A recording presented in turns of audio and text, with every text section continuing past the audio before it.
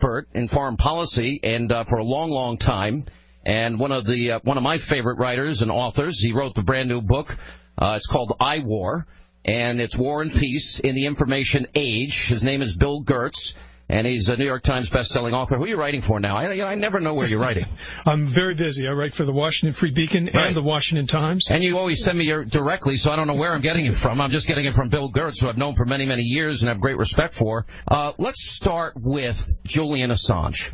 Let's start with, he is adamant he did not get this from Russia, but that narrative keeps getting advanced. Well, I think we're going to have to wait to see what the administration's investigation of the Russian influence operation is. I've been covering intelligence for decades. Any good intelligence service worth its salt is not going to leave any fingerprints when it does an operation like was done with the hacking activities. So when you read the FBI and the DHS 19-page report, or was it 13-page report, and I asked Julian Assange about this, they don't directly tie it to Russia. But the president makes the comments so that everybody will conclude it was Russia. Yeah, and they didn't identify the names of the intelligence services like they did on Background for Reporters, which was the military GRU and the Federal Security Service FSB. That said, I can tell you behind the scenes is the National Security Agency, and they are really, really good. And they're not going to reveal how they know what they know. Would that mean that James Clapper, who is one of the few that cast doubt on the whole Russian hacking theory, he has access to all of this information as the Director of National Intelligence, correct? He does. But Clapper is, kind of a intelligence czar. He's not really into the day-to-day thing. He's the guy that came out and said the Muslim Brotherhood was a secular organization. That's insane. Yeah, he's on the way out. But I can tell you that NSA is very good. How good are they?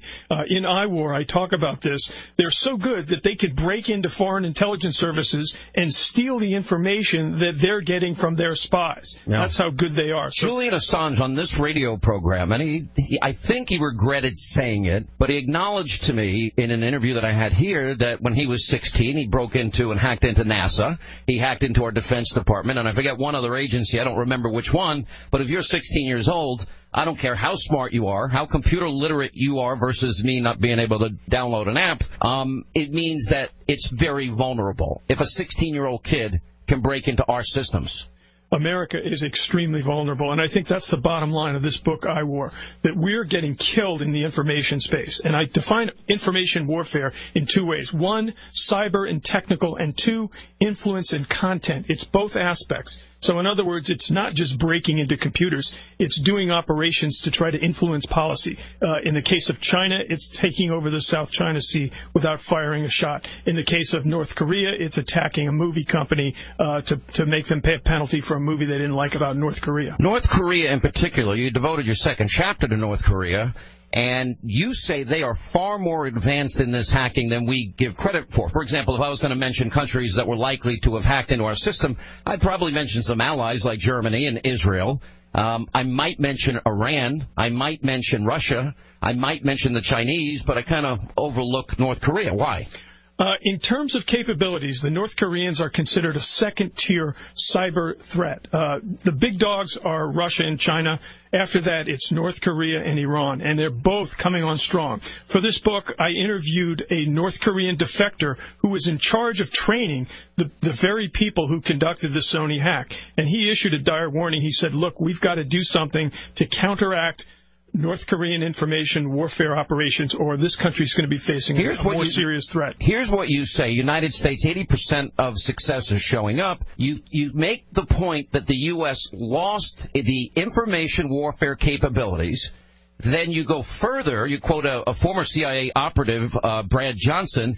If the CIA were directed to conduct information warfare today, it would be unable to do so because it no longer has an effective and capable director of operations. Yes, I was absolutely shocked by that. I asked I'm Greg, shocked by it, too. That's why I'm asking you. I asked him, I said, okay, if you were in charge of the CIA and he was in the dark side, the operations side, how would you do information warfare? And he said the agency has been so politicized over the years, and especially under John Brennan, that it has lost the capability. CIA has shifted its focus to conducting drone strikes instead of conducting clandestine and secret operations, and they really need some dire reform.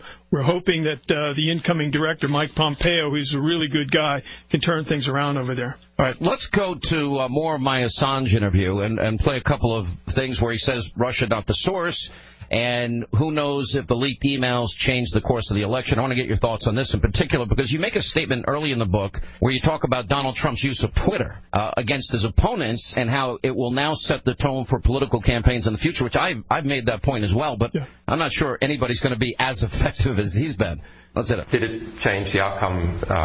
Who knows? It's absolutely impossible to tell. But if it did, the accusation is that the true statements of Hillary Clinton and her campaign manager, John Podesta, and the DNC head, Debbie Wasserman-Schultz, their true statements is what changed the election. Did Russia give you this information or anybody associated with Russia?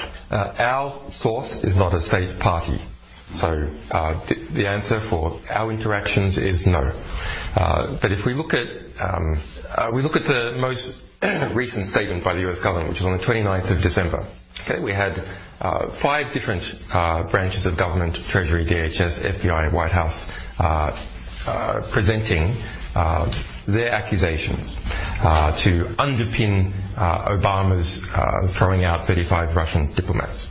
What was missing from all of those statements? The word WikiLeaks. It's very strange. What do you make of, number one, of Julian Assange's statement? Do you believe him? 1. 2, is the Cold War now beginning anew? 3, how do you view and how should the U.S. view Vladimir Putin? Okay, first on Assange, I think it's clear that until he reveals where he obtained the information that he leaked, then I think the onus is going to be on telling him, where did you get it? And if he doesn't reveal that, I think that's a problem. But he's never, in fairness to WikiLeaks, in 10 years they've never been wrong. He's never revealed a source, but he has eliminated sources in the past. And he's clearly eliminating Russia or any surrogates. I went at this 5 different ways with him. Mm-hmm. You don't believe him? No, I think, like I say, I believe that our technical intelligence agencies have the real story. They've identified WikiLeaks, DC Leaks, and Guccifer 2.0 as conduits for this operation. Does that mean that they're directly tied to Russia? I think it's going to be really hard to make that connection. What about the Daily Mail report that had a friend of Assange claiming that they were all hand-delivered at American University in a wooded area, and that it was from a disgruntled Democrat who felt Bernie Sanders got screwed in this campaign, and there was a conspiracy against him, and he felt the corruption at the Clinton Foundation was bad for the country? This is going to be one of the huge debate questions that's going to be percolating for the next few months until the actual source comes forward and says, okay, I did the hacking, I got the emails, I gave them to this. Until we have that, we're going to be arguing over But Hillary was wrong in saying 17 agencies confirmed. Oh, yeah, that was total misleading. Lie. Yes, totally misleading. What was she talking about, the post office at that point? Pretty fun. But what about Russia, Putin? Is there a new Cold War? Yeah, we are definitely entering a new Cold War. In iWar, I outlined the ideology behind Putinism. He is basically trying to reestablish the Soviet Union without communism.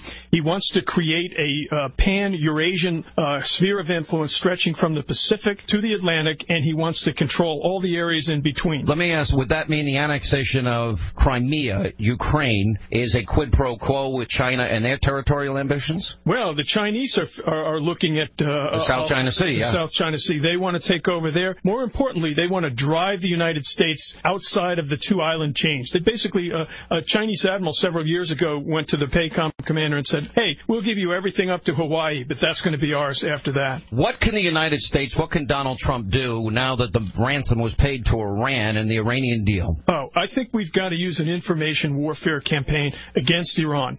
There was a golden opportunity in 2009 during the Green Revolution. Obama dropped the football because he wanted to do this nuclear deal, which is a disaster. It's going to lead to a nuclear-armed Iran in 10 years. I advocate in IWAR a information warfare campaign to bring about the democratic, peaceful transition in You Iran. are talking about a new type of warfare using social media, cyber warfare, as a means of influencing the minds and hearts of populations towards freedom, liberty, democracy. Yes, and I think we can learn from our enemies. We can apply truthful means, use truthful means, and conduct aggressive information operations. And do we have the means and intelligence? Not right now. We're way behind. I present my main proposal in IWAR is to do something called Information America, and this would be a digital age USIA type organization. And I present several alternatives. It can be government, it can be private sector, it can be a combination of both. But we need some new institution that's going to be able to help the United States fend off